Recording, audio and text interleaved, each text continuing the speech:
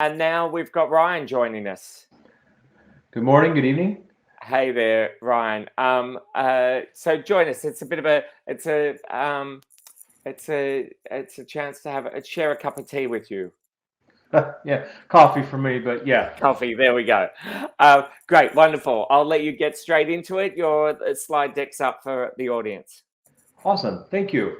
Thanks for joining the talk today. I'm Ryan Sweet. I'm a member of a group inside of Microsoft called the API Stewardship Board. And amongst our other day jobs, we spend our time focusing on how to improve the APIs for Azure Services.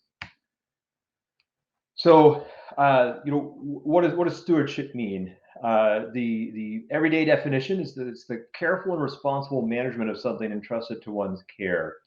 And we like to think about this as, the process of building APIs is like growing an orchard rather than inspecting the fruit. And we'll talk more about what that means in a minute. But the APIs that you're building are the contract between your service and the people that are building their software on your service, your customers, your partners, etc. And when it's done well, that has the opportunity to uh, make the difference between success and failure for your business. When it's done poorly, it can send your developers walking. So what's the difference between a good API and a poor one? How can you focus on designing APIs that are developer focused, easy to use, and powerful enough to expose the features that your service has? And when is it okay to change an API? API stewardship is a practice that helps kind of impart the qualities of good API design into your development process from the beginning. Some examples of the kinds of things that we think about include concerns at the protocol layer, REST, JSON, headers, e-tags, and at the data layer, the data models that you build, how to do formats like dates and times, telephone numbers, GeoJSON, and so on. And aligning all of these conventions in a way that helps you build APIs that are scalable and maintainable. It's a lot easier to make problematic APIs than it is to make good ones. We write software with a fairly narrow set of use cases and a narrow purpose. And with iteration and evolution over time, those use cases expand.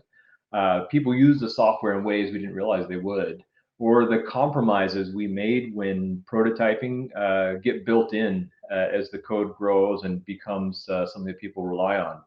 Abstractions that make a lot of sense when you do it with one implementation suddenly look really awkward or leaky when it's time to build the next one. Uh, you those of you familiar with Joshua Bloch's presentation on API design understand some of this, and that's a succinct and useful look at some of these problems. One of the things we really try to emphasize for service teams is not to use code generation for building the API surface.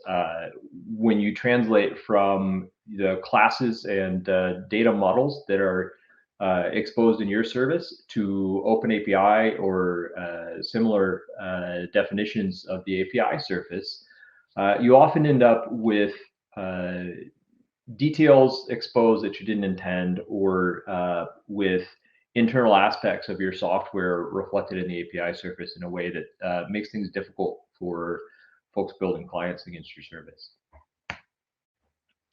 Once the service that you're building is being used by other people, suddenly you're stuck with it, and your customers have taken a dependency on what you're building.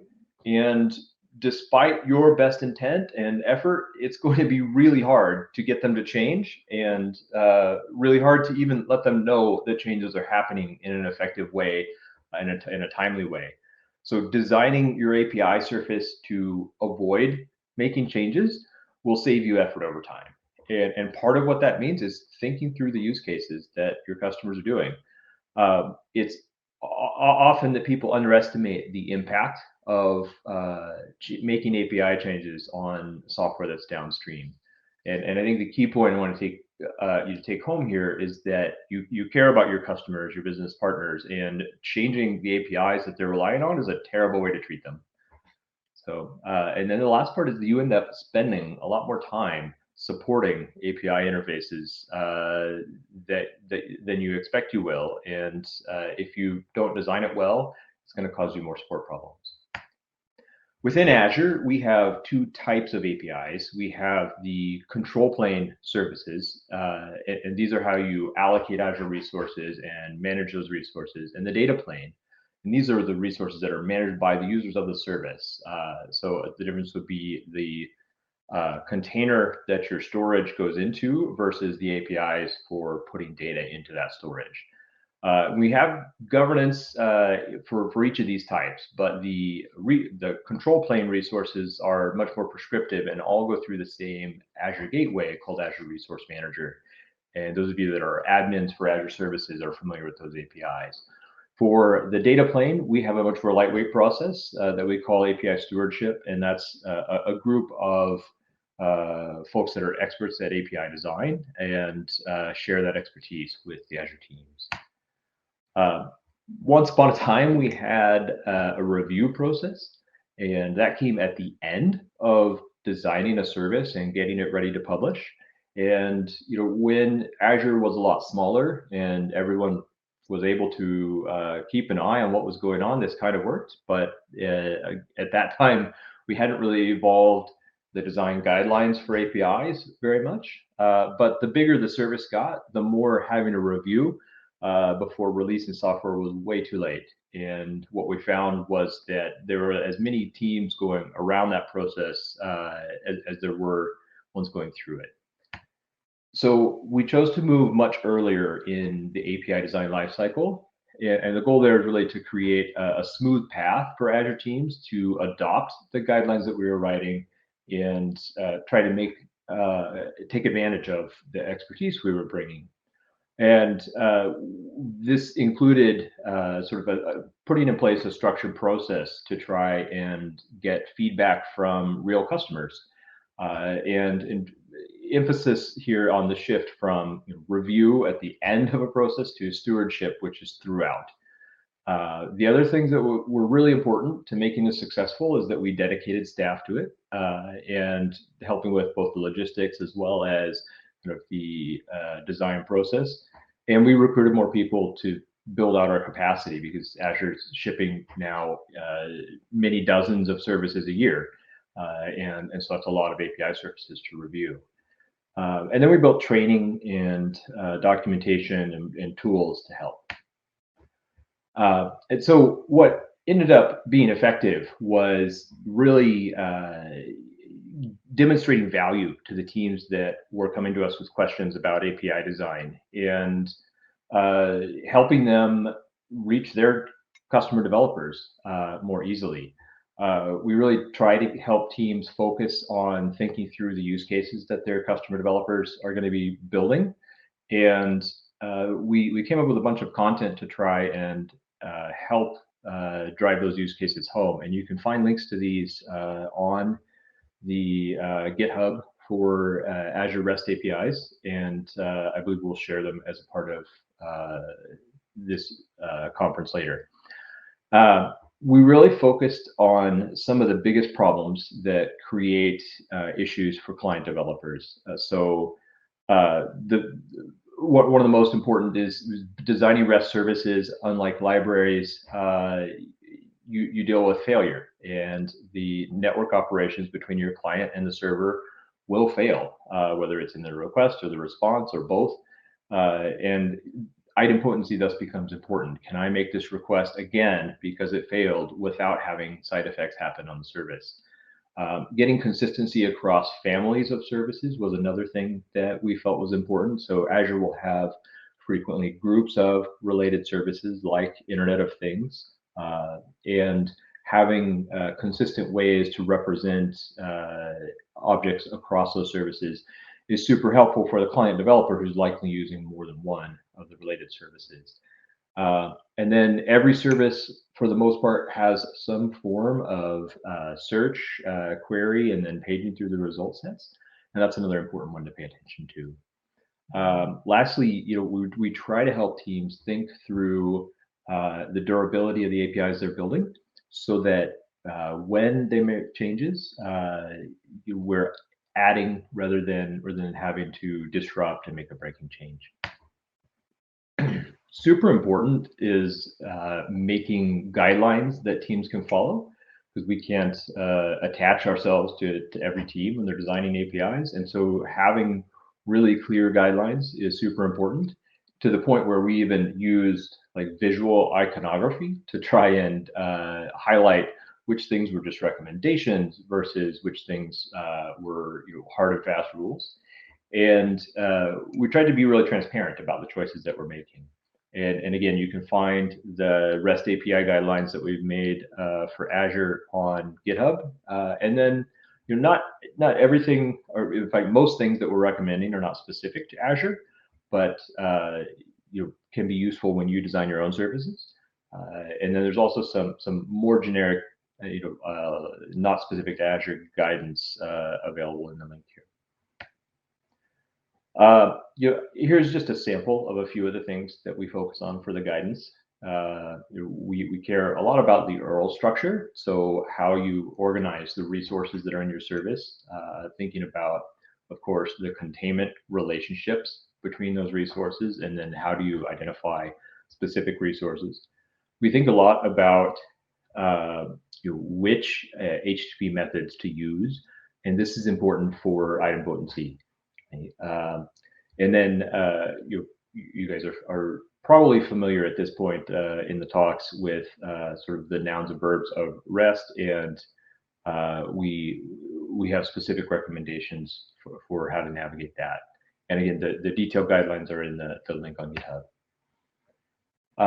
So then, as teams move through the API process, we have the teams kind of show up and explain what their service does, right? Whether it's an IoT service or a telecommunications service, or Azure FarmBeats. We walk through the primary scenarios that their developers are going to use, and then once we understand what the customer developers are going to be building, we start to think about the API surface and the requests and responses that are being sent. And this is usually facilitated by opening the Open API document in the Swagger editor and looking at sample requests and responses. It's important at this point to kind of help the team think about how the code might change in the future, new fields they might add, new properties that might emerge. And it's also important to kind of think about use cases that maybe are not part of the team's UI in the Azure portal, right? Which tends to be the first consumer of the API. So we try to think about automation use cases and other things like that. As a part of our process for engaging with the teams building APIs, we have a bunch of tools in place. We, of course, rely on Teams and GitHub. Those are our primary tools. But we've also found that Spectral from Stoplight is super useful for catching a lot of API design errors or places where the API deviates from the recommendations. And of course, you guys are probably familiar with Stoplight and Postman as handy tools for designing and then testing and developing your APIs. And lastly, the Swagger editor from SmartBear is a very useful tool, as we saw a minute ago. Sort of not related to API design, but an important consideration when publishing APIs is leveraging an API gateway as a way to add value to the API that you're offering and give you a control point. Right? So it's an easy way to implement requirements around security and implementing identity and even controlling your release process. As you saw with kind of the service mesh demos in the previous talk, you can use the network layer gateway to route between two different versions of your service. Okay? The other thing that an API gateway can give you is a touch point for observability and telemetry that maybe you don't have to build into your service in the same way.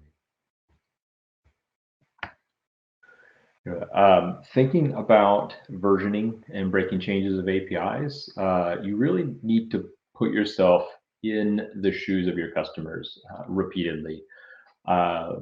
We in Azure have learned the hard way that when you build and run a service that people depend upon, their software is in pain, and when you change that service. And the way to avoid that is don't change the API service.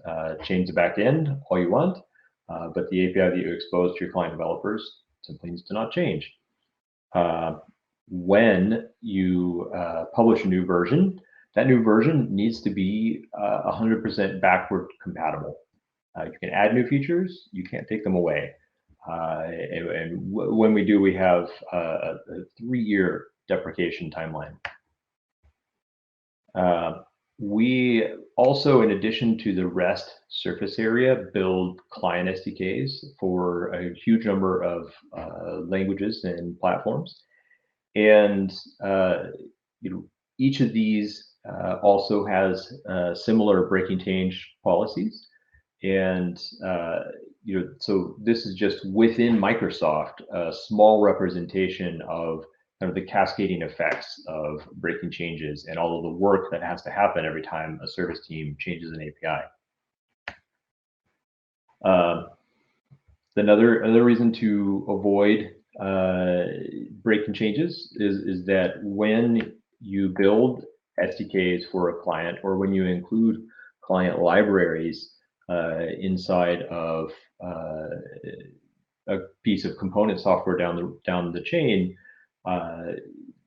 you may end up with conflicts between those libraries at runtime. So how can you help prevent breaking changes with versioning?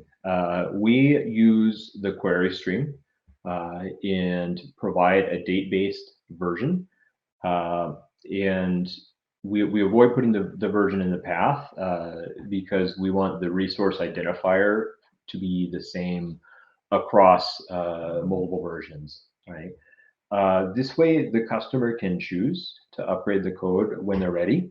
It changes to your backend service don't affect the version of the service that the customer is acquiring, right? And you can keep those for the lifetime of the service. In Azure, we have 3 years is what we try to stick to. Yeah, and so the net result is that you're not really versioning the API. You're simply adding new versions alongside the ones that were there before, and these might all map to the same service implementation. But you can use your API gateway or other aspects of your service design to ensure that the requests and responses are consistent for the version that the customer requested. And that's it. I apologize. I went a little bit fast to try and keep up with the time, but that's the presentation. And so are there questions?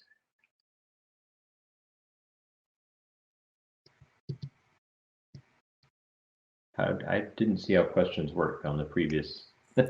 No, because everyone else was so busy with the talk that they took all of their time. Just having a look at the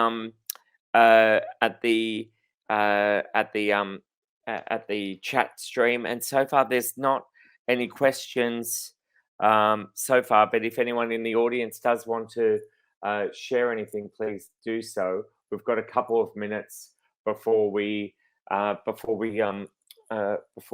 up. So I mean, you were pretty strong on the point of that backwards compatibility. I'm hearing that a lot more over the last 6 months, year. How much has it changed as far as are APIs now so much a part of the infrastructure choices of different businesses that this has that sort of commercial impact on them? That it's that once people were, and also that people were reliable enough with their APIs that they think once we've got it in our value chain, we don't need to be looking more at it. How come it's people once they've got the API in their workflow, they're not updating they're not checking back for updates of the APIs, or they're not changing their systems? Yeah. So in Azure, we actually won't even bring a service to GA unless we have a significant number of customers coding against it, right? Because we want to have received that feedback from those customer developers about the APIs that we're building, right? And so part of what happens then is, as soon as your service is GA, as soon as it's released, then you've got customers that have committed to running part of their business on that code, right? And when you change it, you're creating, not only are you creating work for them, you might be breaking sort of the work that they have in progress, right? And so just like we don't change the contract from our utility to our homes, right? We're not changing the phase of the electricity or the flow rate of the water. We try to keep our APIs consistent, like a utility, because people are building infrastructure that relies upon them. So does that mean the one, so GA for general availability then? So then does that mean the one before the stage of GA, like the beta type stage, you might have a product might be clearly signposted. I mean, it's available for use for production, I presume, but it's just that's right. Yeah, there are hundreds of services in Azure, and probably at least a quarter of them, if not a third, are not yet released, generally available. They're in some form of preview stage, and sometimes the previews can go on for 6 months or a year. And the goal of the preview, and one of the reasons we do that, is so that we can work really closely with customers on the development those customers are doing, and evolve the service and its APIs to meet their needs. Excellent. I do see a question in the chat. Great. Why date and not semantic versioning major.minor? It's a little bit of a preference, but one of the things is that the date-based versioning does carry more information, and there's no kind of question about whether a particular version is supported, because you can kind of reference our support policy, and that provides sort of a level of clarity that's interesting. Thanks, Ryan. And then the last question then, do you have OData support on your roadmap? Yeah, most Azure REST APIs do not directly support OData. In .NET SDKs for data-related services, it's not uncommon to find OData-like or OData-compatible interfaces. For some of the query services or queries across REST interfaces of the services, we do have OData-like